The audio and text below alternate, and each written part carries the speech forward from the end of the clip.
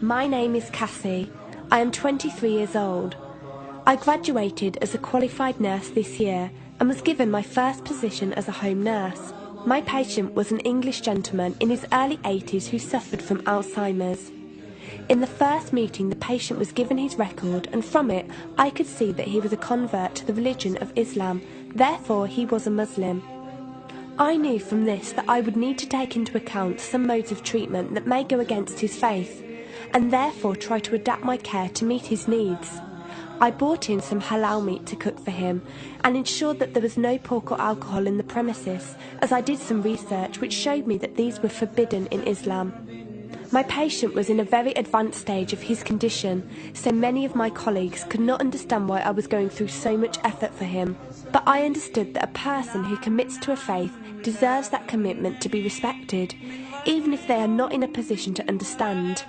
Anyway, after a few weeks with my patient, I began to notice some patterns of movement.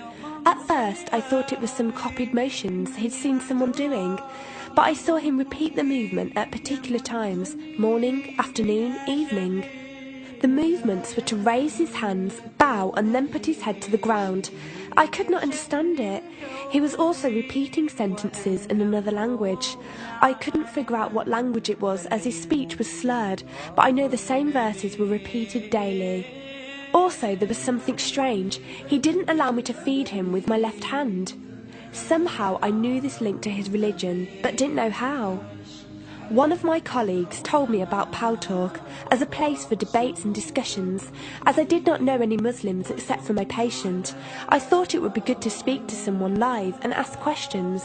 I went on the Islam section and entered the room True Message.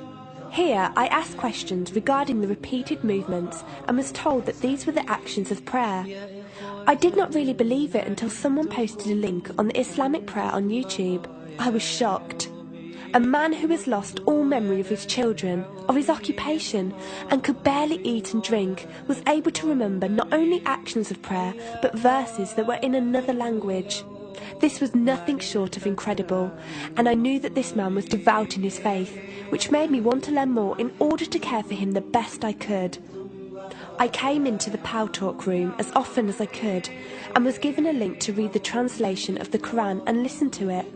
The chapter of the bee gave me chills, and I repeated it several times a day.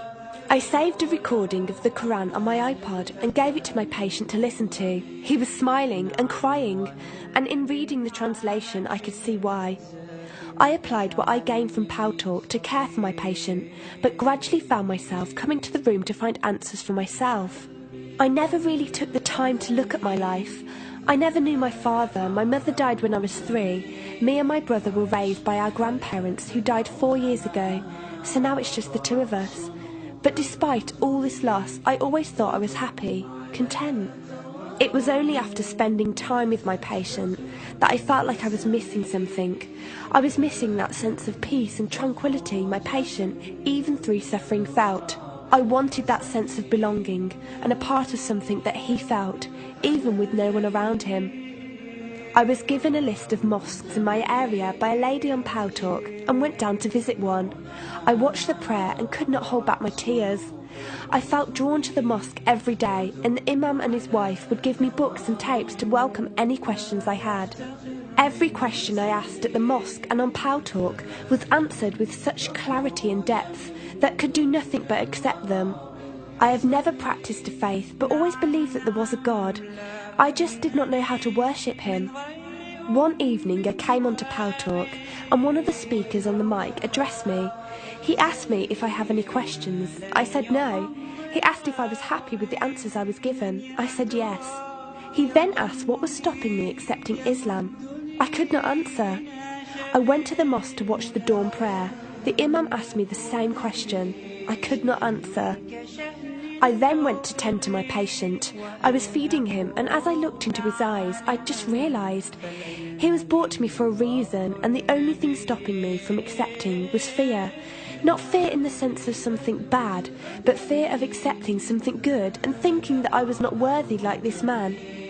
That afternoon I went to the mosque and asked the imam if I could say my declaration of faith, the Shahada. There is no God except Allah. Muhammad is Allah's messenger. He helped me through it and guided me through what I needed to do next. I cannot explain the feeling I felt when I said it. It was like someone woke me up from sleep and sees everything more clearly. The feeling was overwhelming joy, clarity, and most of all, peace. The first person I told was not my brother, but my patient. I went to him, and before I even opened my mouth, he cried and smiled at me. I broke down in front of him. I owed him so much. I came home and logged onto Paltalk and repeated the Shahada for the room. They all helped me so much, and even though I had never seen a single one of them, they felt closer to me than my own brother.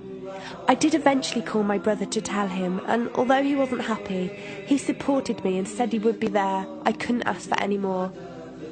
After my first week as a Muslim, my patient passed away in his sleep while I was caring for him.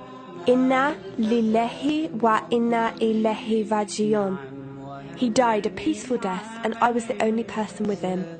He was like the father I never had, and he was my doorway to Islam.